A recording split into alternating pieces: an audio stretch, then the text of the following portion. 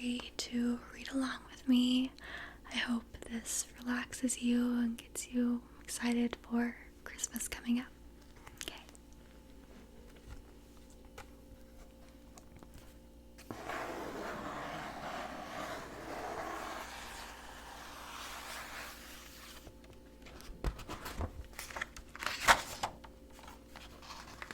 How the Grinch stole Christmas.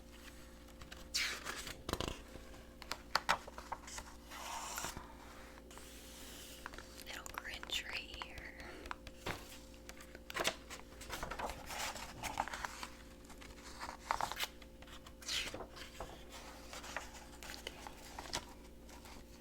Every Who down in Whoville liked Christmas a lot.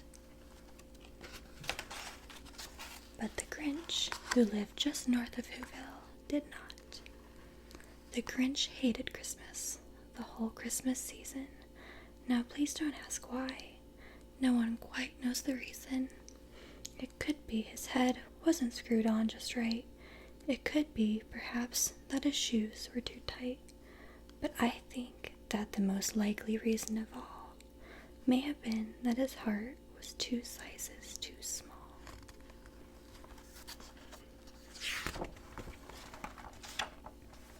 But whatever the reason, his heart or his shoes, he stood there on Christmas Eve, hating the Whos, staring down from his cave with a sour, grinchy frown at the warm lighted windows below in their town.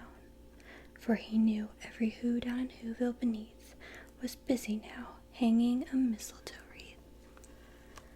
And they're hanging their stockings, he snarled with a sneer.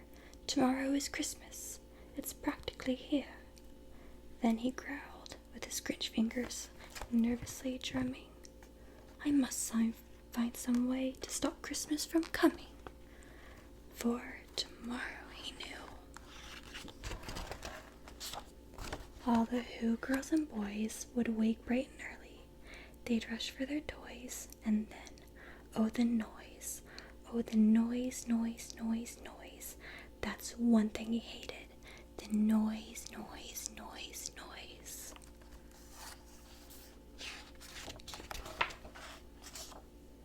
Then the Whos, young and old, would sit down to a feast, and they'd feast, and they'd feast, and they'd feast, feast, feast, feast.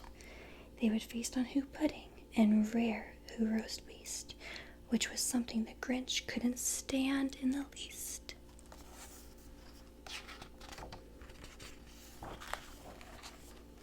And then they'd do something he liked least of all. Every Who down in Whoville, the tall and the small, would stand close together with Christmas bells ringing. They'd stand hand in hand, and the Whos would start singing. They'd sing, and they'd sing, and they'd sing, sing, sing, sing. And the more the Grinch thought of this Who Christmas sing, the more the Grinch thought, I must stop this whole thing. Why, for 53 years I put up with it now. I must stop this Christmas from coming. But how?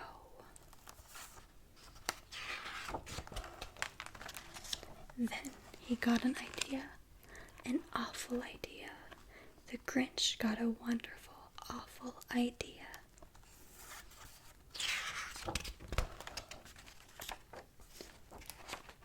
I know just what to do. The Grinch laughed in his throat, and he made a quick Santa Claus hat and a coat. And he chuckled and clucked. What a great Grinchy trick! With this coat and this hat, I look just like Saint Nick. All I need is a reindeer. The Grinch looked around, but since reindeer are scarce, there was none to be found. Did that stop the old Grinch? No. The Grinch simply said, if I can't find a reindeer, I'll make one instead. So he called his dog Max. Then he took some red thread, and he tied a big horn on the top of his head.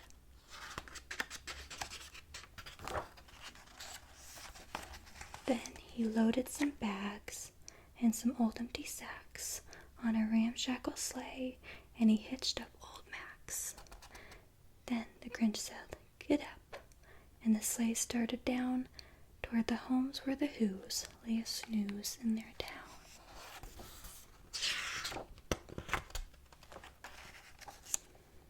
All their windows were dark, quiet snow filled the air. All the Whos were all dreaming sweet dreams without care. When he came to the first little house on the square, "This is stop number 1, the old Grinchy Claus hissed, and he climbed to the roof, empty bags in his fist.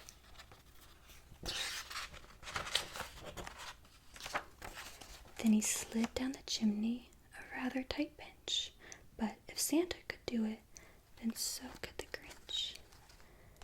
He got stuck only once, for a moment or two, then he stuck his head out of the fireplace flue, where the little Who stockings all hung in a row. "These stockings," he grinned, "are the first things to go." Then he slithered and slunk with a smile most unpleasant around the whole room, and he took every present: pop guns and bicycles, roller skates, drums, checkerboards, tricycles, popcorn and plums, and he stuffed them in bags. Then the Grinch, very nimbly, stuffed all the bags one by one up the chimney. Then he slunk to the icebox. He took the Who's feast. He took the Who pudding. He took the roast beast. He cleaned out the icebox as quick as a flash. Why, that Grinch even took their last can of Who hash.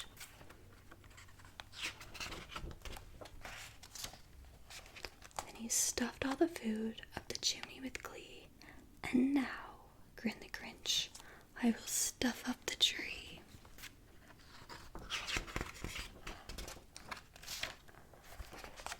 And the Grinch grabbed the tree, and he started to shove, when he heard a small sound like the coo of a dove.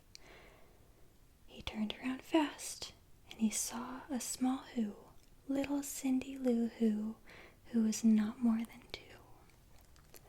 The Grinch had been caught by this tiny Who daughter, who'd got out of bed for a cup of cold water.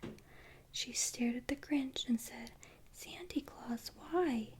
Why are you taking our Christmas tree? Why?"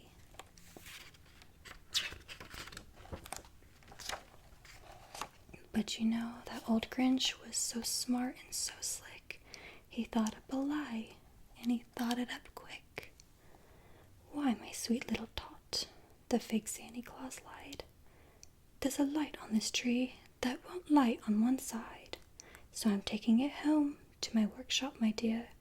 I'll fix it up there, then I'll bring it back here." And his fib fooled the child. Then he patted her head, and he got her a drink, and he sent her to bed. And when Cindy Lou Who went to bed with her cup, he went to the chimney and stuffed the tree up.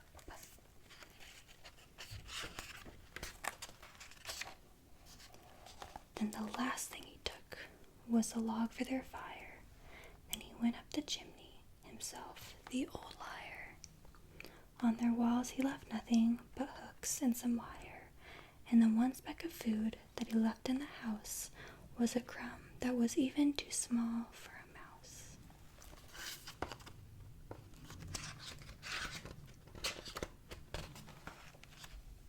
Then he did the same thing to the other Who's houses, leaving crumbs much too small for the other Who's mouses.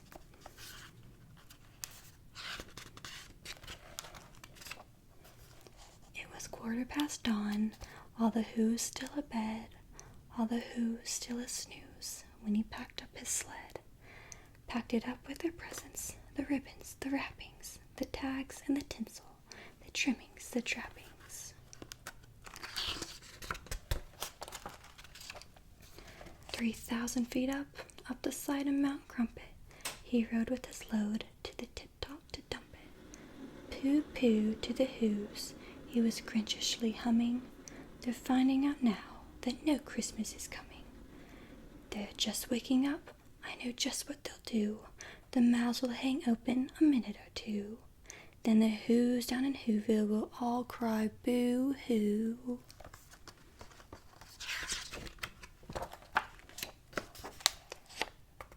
"That's a noise," grinned the Grinch, "that I simply must hear. So he paused, and the Grinch put his hand to his ear, and he did hear a sound rising over the snow. It started in low, then it started to grow. But the sound wasn't sad. Why, the sound sounded merry. It couldn't be so, but it was merry, very. He stared down at Whoville. The Grinch popped his eyes, then he shook when he saw what a shocking surprise. Every Who down in Whoville, the tall and the small, was singing without any presents at all. He hadn't stopped Christmas from coming. It came. Somehow or other, it came just the same.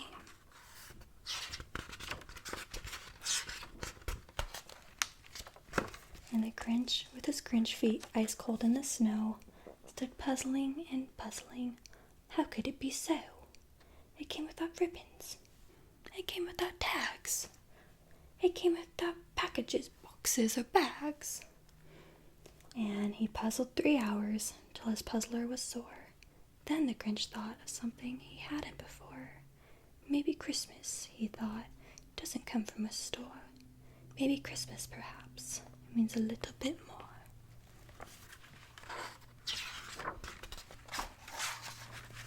And what happened then? Well, in Whoville they say that the Grinch's small heart grew 3 sizes that day. And the minute his heart didn't feel quite so tight, he whizzed with his load through the bright morning light.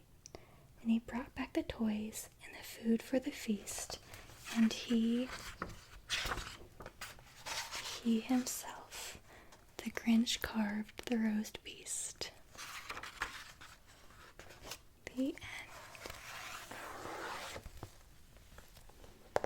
I hope you enjoyed reading along with me one of my favorite books, How the Grinch Stole Christmas.